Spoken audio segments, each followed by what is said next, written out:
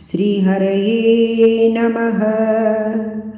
गोपिका जीवनस्मरणं गोविन्द गोविन्द। नारायण अखिलगुरो भगवन्नमस्ते। दशक 1 भगवत् स्वरूपं भगवत् महात्म्यं वृत्तं स्रग्धर।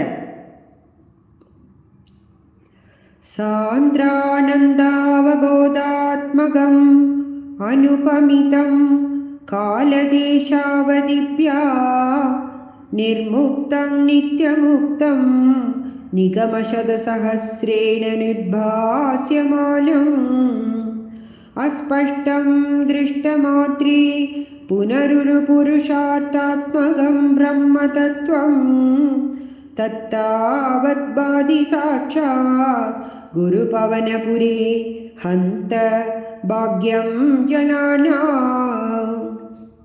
एवं दुर्लभ्यवस्तुन्यभिसुलभतया हस्तलब्धे यदन्यत् तन्वा वाचा धिया वा भजति बत जनः क्षुद्रतैव स्फुटेयम्। एदेतावद्वयं तु स्थिरतरमनसा विश्वपीडावहत्यै निःशेषात्मानमेनं गुरुपवनपुराधीशमेवाश्रयामः। सत्वं यत्तत्पराभ्याम् अपरिकलनतो निर्मलं तेन तावत् भूतैर्भूतेन्द्रियैस्ते वपुरिति बहुशः श्रूयते व्यासवाक्यम्। तत्स्वच्छत्वात् यदच्छादिद परसुख चिद्गर्भनिर्भासरूपं तस्मिन् धन्या रमन्ते श्रुतिमतिमधुरे सुग्रहे विग्रहे ते। निष्कम्बे नित्यपूर्णे निरवधि परमानन्तपीयूषरूपे निर्लीनानेकमुक्तावलिसुभगतमे निर्मल ब्रह्मसिन्धौ कल्लोलोलासतुल्यं खलु विमलतरं सत्त्वमाहुस्तदात्मा कस्मानो निष्कलस्त्वं सकल इति वचः त्वत्कलास्वेव भूमल्। निर्व्यापारोऽपि निष्कारणम् अजभजसि यत्क्रियामीक्षणाख्या तेनैवोदेति लीना प्रकृतिरसति कल्पाभिकल्पादिकाले। तस्या संशुद्धमंशं कमपि तम् अतिरोधायकं सत्त्वरूपं सत्त्वं धृत्वा ददासि स्वमहिमविभवाकुण्ड वैकुण्ठरूपम्। तत्ते प्रत्यग्रधाराधरललितकला यावलीकेलिकारं लावण्यस्यैकसारं सुकृतिजनदृशा पूर्णपुण्यावतारम्। लक्ष्मीनिःशङ्कलीलानिलयनम् अमृतस्यन्तसन्तोहम् अन्धसिञ्चत्सञ्चिन्तकानां वपुरनुकलये मारुतागारनाथ।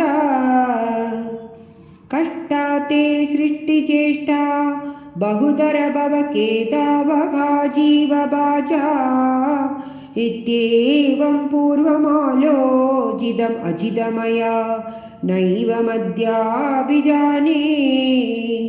नो चेज्जीवा कथं वा मधुरतरमिदं त्वद्बभूचित्रसाद्रं नेत्रैः श्रोत्रैः च पीत्वा परमरससुधाम्बोधिपूरे रमेरन्।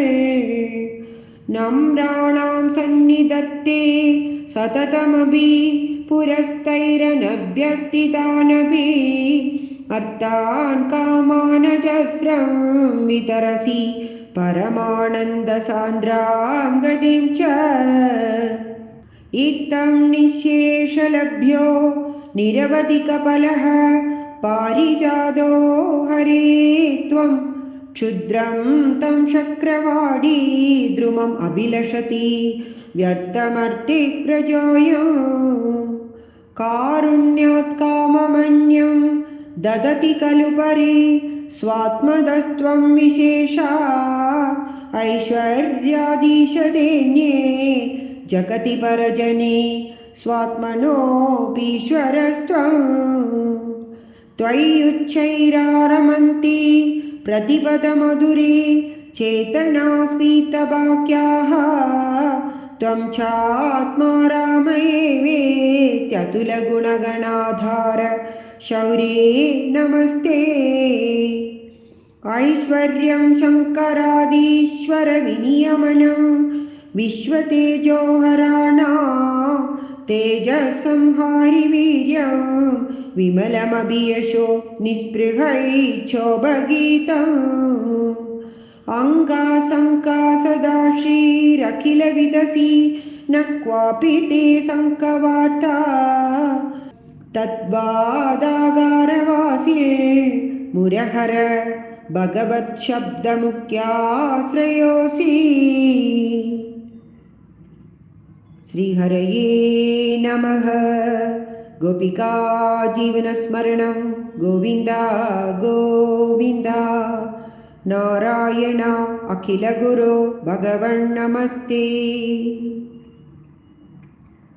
दशका 2 भगवत्स्वरूपमाधुर्यं भक्तिमहत्त्वं वृत्तं शार्दूलविक्रीडितम्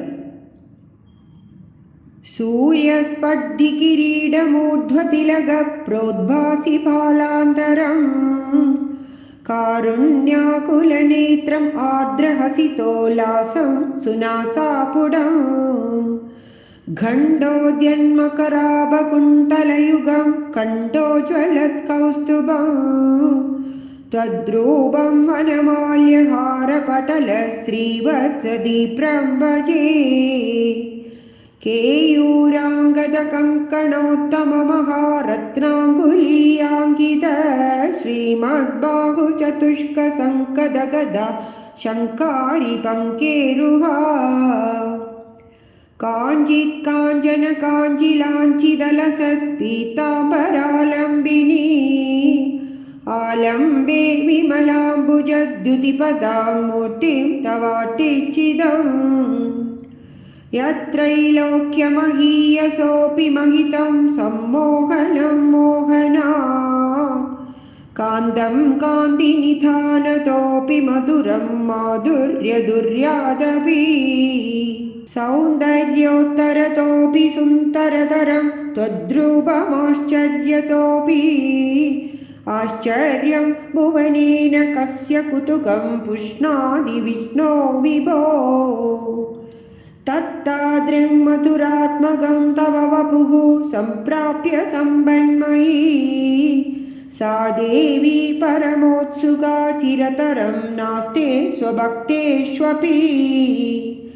तेनास्यापतकष्टमच्युत विभो त्वद्रूपमानोज्ञक प्रेमस्त्वैर्यमयात् अचापलबलात् चापल्यवार्तोदभूत् लक्ष्मीस्तावगरामणीयगहृदैवेयं परेष्वस्तिरेति अस्मिन्नन्यदपि प्रमाणमधुना वक्ष्यामि लक्ष्मीपते ये त्वद्ध्यानगुणानुकीर्तनरसासक्ता हि भक्ता जनाः तेष्वेषा वसति स्थिरैव दयितप्रस्तावदत्तादरा एवं भूतमनोज्ञता नवसुधा निश्यन्तसन्तोहनम् त्वद्रूपं परचिद्रसायनमयं चेतोहरं शृण्वता सद्य प्रेरयते मतिं मदयते रोमाञ्चयत्यङ्ककम् व्यासिञ्जत्यभिषीतबाष्पविसरैः आनन्दमूर्च्छोद्भवैः एवं भूतदया हि भक्त्यभिहितो योगः स योगद्वयात् कर्मज्ञानमयात् वृषोत्तमतरो योगीश्वरैर्गीयते सौन्दर्यैकरसात्मके त्वयि खलु प्रेम प्रकर्षात्मिका भक्तिर्निश्रममेव विश्वपुरुषैः लभ्या रमावल्लभ निष्कामं नियतस्वधर्मचरणं यत्कर्मयोगाभिधम् तद्दूरेत्यफलं यदौपनिषदज्ञानोपलभ्यं पुनः त्वव्यक्ततया सुदुर्गमतरं चित्तस्य तस्माद्विभो त्वत्प्रेमात्मकभक्तिरेव सततं स्वादीयसी श्रेयसी अत्यायासकराणि कर्मपडलान्याचर्य निर्यण्मलाः बोधे भक्तिपते तवाप्युचितदा आयान्ति किं तावता क्लिष्ट्वा तर्कपते परं तव वपुः ब्रह्माख्यमन्ये पुनः चित्तार्द्रत्वमृते विचिन्त्य बहुभिः सिद्ध्यन्ति जन्मान्तरैः त्वद्भक्तिस्तु कदा रसामृतजरी निर्मज्जनेन स्वयं सिद्ध्यन्ति विमलप्रबोधपदवीम् अक्लेशतस्तन्वती सद्यः सिद्धिकरी जयत्यै विभो सैवास्तु मे त्वत्पद प्रेम प्रौढिरसार्द्रता द्रुततरं वातालयादीश्वर श्रीहरये नमः। गोपिका जीवनस्मरणं गोविन्द गोविन्द। नारायण अखिलगुरो भगवन्नमस्ते। दशका 3 भक्ति प्रार्थना। वृत्तं शिखरिणी। पठन्तो नामानि प्रमदवरसिन्धौ निपतिताः स्मरन्तो रूपं ते वरद कथयन्तो गुणकथाः चरन्तो ये भक्ताः त्वयि खलु रमन्ते परममून् अहं धन्यान्मन्ये समधिगत सर्वाभिलषितान् गतक्लिष्टं कष्टं तव चरणसेवा रसभरेऽपि अनासक्तं चित्तं भवति बद विष्णो कुरुदया भवत्पादाम्बोज स्मरणरसिको नामनिवहान् अहं गायं गायं कुहचन विवत्स्यामि विजने कृपाते जादा चेत् किमिव नहि लभ्यं तनुभृता मदीयक्लेशौघप्रशमनदशा नाम कियती न के लोकेऽस्मिन् अनिशमयि शोका विरहिताः भवद्भक्ता मुक्ताः सुखगतिम् असक्ता विदधते मुनिप्रौढारूढाः जगति खलु गूढात्मगतयः भवत्पादाम्बोज स्मरणविरुजो नारदमुखाः चरन्दीशस्वैरं सततपरिनिर्बाधपरचित् सदानन्दाद्वैत प्रसरपरिमग्ना किमपरम् भवद्भक्तिस्फीता भवतु मम सैव प्रशमयेत् अशेषक्लेशौघं न खलु हृदि सन्देहगणिका न चेद्व्यासस्योक्तिः तव च वचनानैकमवच भवेन्मिथ्यारत्या पुरुषवचनप्रायमखिलम् भवद्भक्तिस्तावत् प्रमुखमधुरा त्वद्गुणरसात् किमप्यारूढा चेत्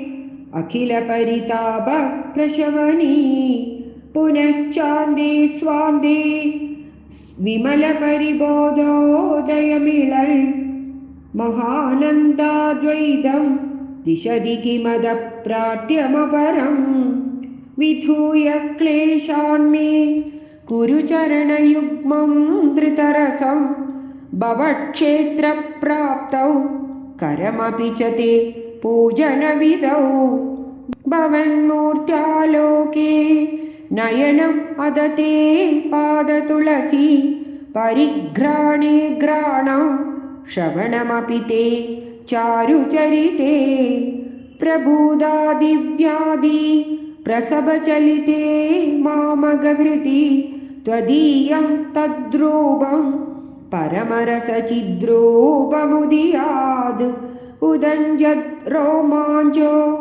गलितबहुहर्षाश्रुनिवहो यथा विस्मर्यासं दुरुपशमपीठा परिभवान् मरुद्गेहाधीश त्वयि खलु पराञ्जोऽभिसुखिनः भवत्स्नेही सोऽहं सुबहु परितप्ये च किमिदम् अकीर्तिस्ते माभूत् वरद गदभारं प्रशमयन् भवद्भक्तो तं सं जडिति कुरु मां कंसदमन किमुक्तैर्भूयोभिः तव हि करुणा यावदुदीयाद् अहं तावद्देव प्रहितविविधार्थप्रलपित पुरक्लिप्ते पादे वरद तव नेष्यामि दिवसान् यथाशक्ति व्यक्तं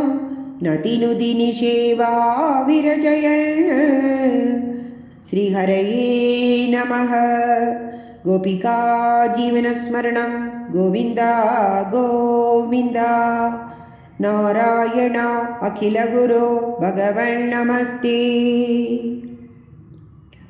दशका 4 योगाभ्यासं योगसिद्धि। वृत्तं रथो दत्त।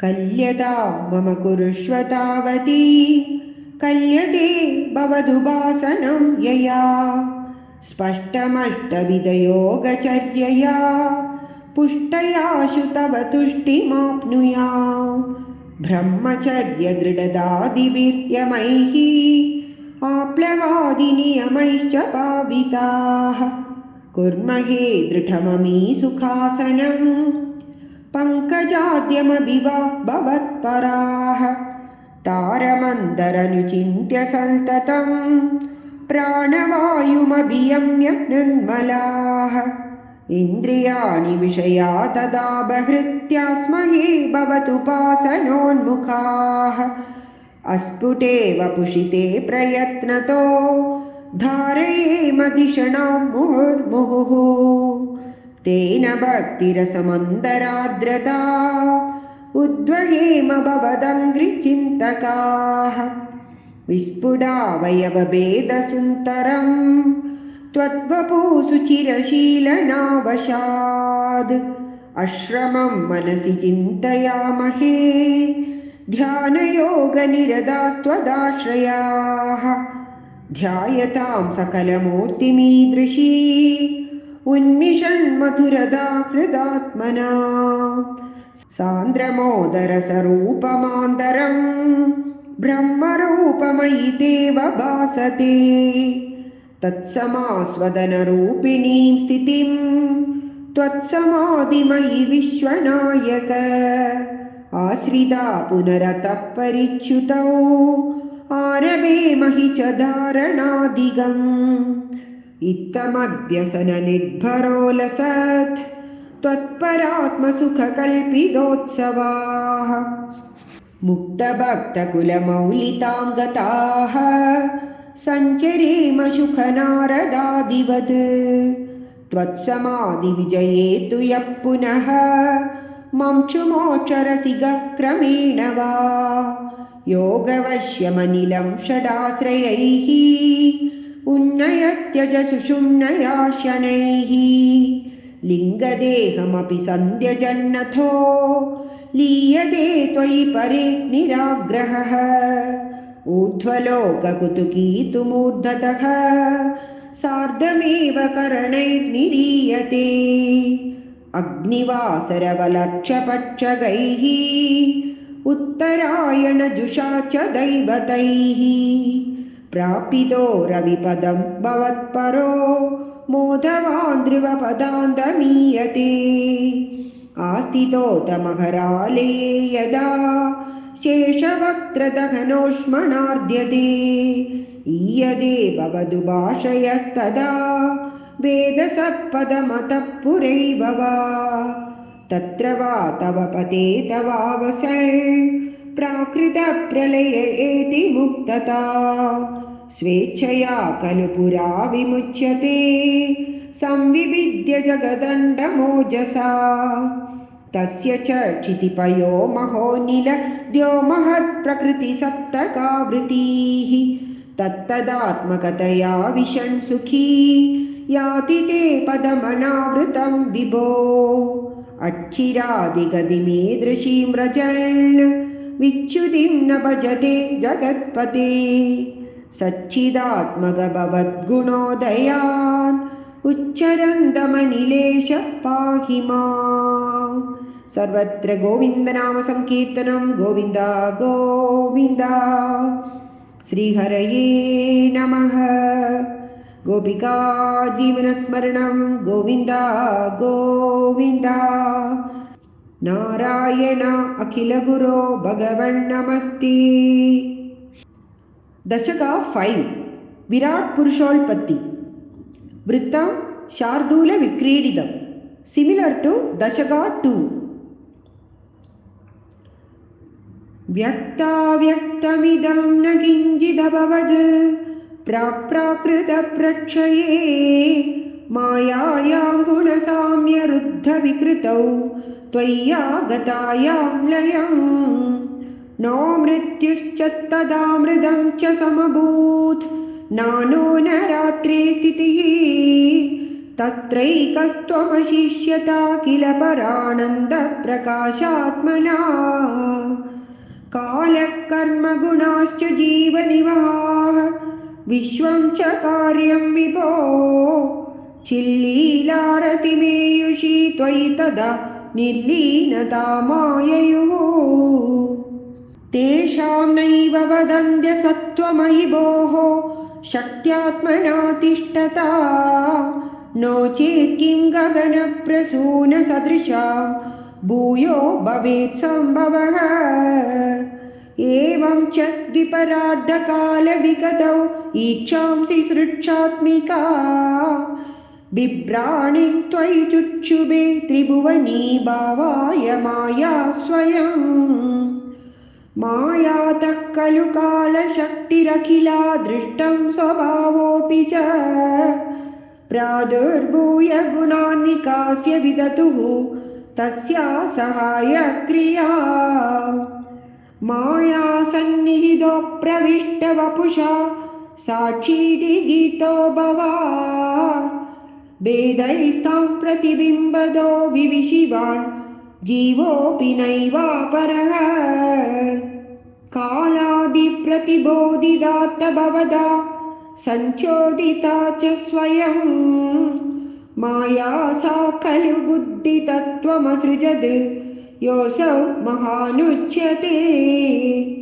तत्रासौ त्रिगुणात्मकोऽपि च महान् सत्त्वप्रधानः स्वयं जीवेऽस्मिन् खलु निर्विकल्पमहमित्युद्बोधनिष्पादकः चक्रेऽस्मिन् सविकल्पबोधगमहं तत्त्वं महान् कल्वसौ सम्पुष्टं त्रिगुणैस्तमोदिबहुलं विष्णो भवत्प्रेरणात् सोऽहं च त्रिगुणक्रमात्रिविधताम् आसाद्य वैकारिको भूयस्तैजसतामसौ इति भवन् आद्येन सत्त्वात्मना देवानिन्द्रियमानिनो कृतदिशा वातार्कपाश्यश्विनो वह्नीन्द्राच्युतमित्रकान् विदुविधि श्रीरुद्रशारीरकान् भूमन्मानसबुद्ध्यहं कृतिमिलच्चित्ताख्यवृत्त्यन्विता तच्चान्दःकरणं विभो तव बलात् सत्त्वांश एवासृजत् जातस्तैजसतो दशेन्द्रियगणः तत्तामसांशात् पुनः तन्मात्रं नभसो मरुत्पुरपते शब्दो जनि त्वद्बलाद् शब्दाद्व्योम ततः ससर्जित विभो स्पर्शं ततो मारुतः तस्माद् रूपमतो महोदचरसं तोयं च गन्तं मही एवं माधव पूर्वपूर्वकलनात् आद्याद्य धर्मान्वितं भूतग्राममिमं त्वमेव भगवन् प्राकाशयस्तामसाद् एते भूतगणास्तदेन्द्रियगणाः देवाश्च जाता पृथक् नोषे कुर्भुवनाण्डनिर्मितिविधौ देवैरमीभिस्तदा त्वं नानाविधसूक्तिभिर्नुतगुणः तत्त्वान्यमून्याविशन् चेष्टाशक्तिमुदीर्य तानि घटयन् हैरण्यमण्डं यथाह अण्डं तत्कलु पूर्वसृष्टसलिले तिष्ठत्सहस्रं समाह निर्बिन्दन् अकृदा च दुर्दश जगद्रूपं विराडाह्वयम् साहस्रैकरपादमूर्धनिवहैः निःशेषजीवात्मको निर्बाधोऽसि मरुत्पुरादिभ समां त्रायस्व सर्वामयात् श्रीहरये नमः। गोपिका जीवनस्मरणं गोविन्द गोविन्द नारायण अखिलगुरो भगवन् नमस्ते।